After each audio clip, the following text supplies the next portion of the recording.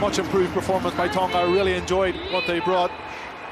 Halafanua, Ngamo, even the guys in the centre, Fekatoa and Aki, were very, very impressive tonight. But more of that needed.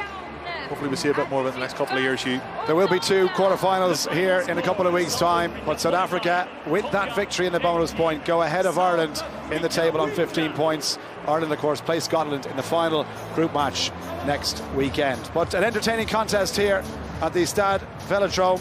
It's finished South Africa 49, Tonga 18. Joanne, back to you. You're a great man, so you are. I'll forgive you for that one as well. That's 1 each now for me and Hugh. Look, he's right though. Entertaining game, and 7 tries for South Africa. Rassie will be happy that they're straight back to business, Simon, and crucially they're back to winning ways after last weekend. Yeah, absolutely. It was a tough game. It was incredibly physical, attritional. Tonga put up the fight to the South Africans as much as they could, and fair play to them. They wore their hearts on their sleeves, but the South African power game proving too much, and Rassie will be happy with that. Bonus point in the bag, and looking forward to hopefully a quarter-final for them. You're looking at these scenes here in the Tongans. To be fair, probably the best game they've played so far this tournament, Jamie. Yeah, I think we had high expectations of them in this tournament. They kind of left the best till this game so far. Well, shown the best in this game so far. But, I'm more disappointed in South Africa than pleased by Tonga. When you're looking through the stats there, 47% territory for South Africa, 55% possession. I would have expected more from them. They just did.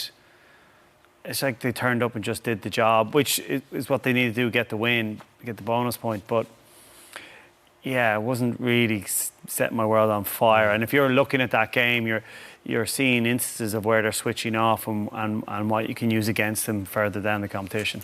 Enough to worry you, or is that just, look, they've got to be still having a small bit of a hangover from last week too? Yeah, potentially, but as Jamie was saying, they were incredibly inaccurate, I suppose, in what we usually, would consider accurate for South Africa standards. Their kick-off receipts, they were knocking on a lot of ball. Their possessions, their clean-outs in the 22, they just weren't as accurate as normal. And they had plenty of stuff to work on, but as Jamie was saying, they got the job done, they got the bonus point. It's hard to motivate yourself incredibly, as if it was a knockout game. So they know they have more in the tank and they can go up a few gears, and they'll be looking to do that in the quarterfinal. Yeah, and look, the big thing for them is they can sit back, take 2 weeks off and watch what happens next weekend as Ireland and Scotland tear lumps off each other.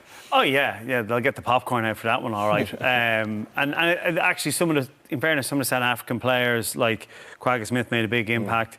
Lebok throwing some potential headaches at Rassie as well. We were saying Pollard's pick for the kicking, and then Lebok slotted over a beautiful one from the edge.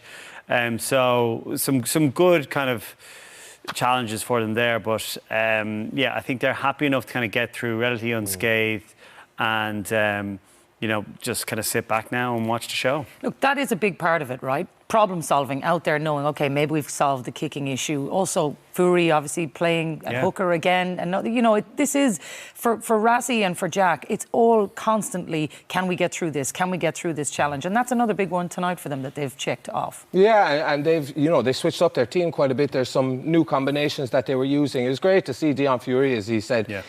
For a hooker going in and that much pressure, what happened, obviously Malcolm Marks and stuff, there was a lot of heat put his direction, and can he, live up to the challenge? And he certainly proved it there. He can only play the opposition that's in front of you, and he had a fantastic game. He was incredibly abrasive through all his lineouts, and a few headaches for Rassie going forward. Some of the players that he moved around in the back line, especially had some good games. Keenan Moody played quite well, Andre Pollard, so there's going to be a few headaches, or selection headaches, coming up, but it's definitely a positive for South Africa. They got the bonus point. So. Yeah, they did. Big job done for them, and a big step towards the quarterfinals. Over to you, Ireland and Scotland.